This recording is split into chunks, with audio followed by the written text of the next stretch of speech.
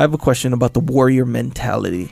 I recently was dumped on a deployment and it's difficult now that I'm home stateside.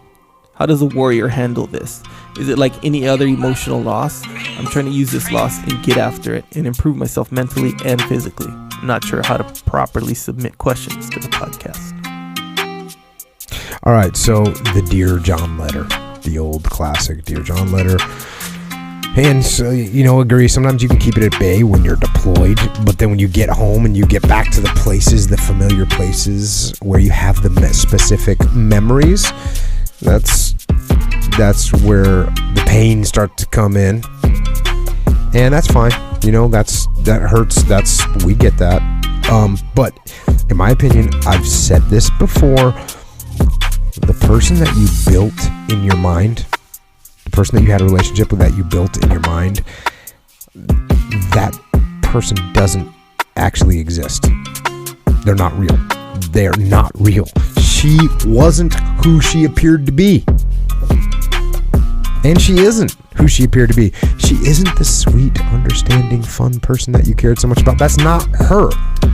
That's your memory. That's what you built in your head. She is actually the selfish, self-centered person that cares about herself first and doesn't care about you. That's the reality.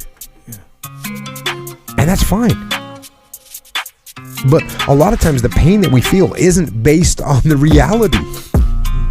It's based on the fantasy. So you're feeling pain of losing something that wasn't real.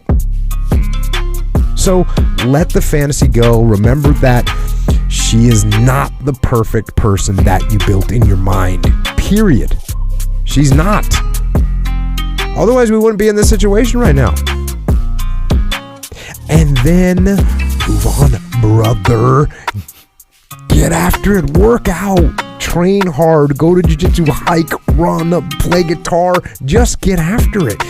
And those things, not only are they going to distract you from the pain, which is good, they're going to improve you as a human being, which is good, and they're going to rebuild your confidence, which is good. They're going to make you feel good. They're going to make you stronger and smarter and better and put you into a place where you don't need that little made-up fantasy anymore. Surviving a breakup is difficult because your imagined future disappears and you find yourself suddenly on a precipice. All of the dreams, all of the fantasies that you had with the other person now have to be undone, and you have to recognize that reality that you constructed together will not be lived. I've been through painful breakups in my life, and here is my advice to you on how to survive a breakup. 1, accept that the breakup is the right thing and that it's happened. 2, accept that you can control nobody except yourself. 3, realize that you cannot invest your well-being in the perception of another person. 4, learn to let go and move on. 5, trust that the future is going to be okay for you.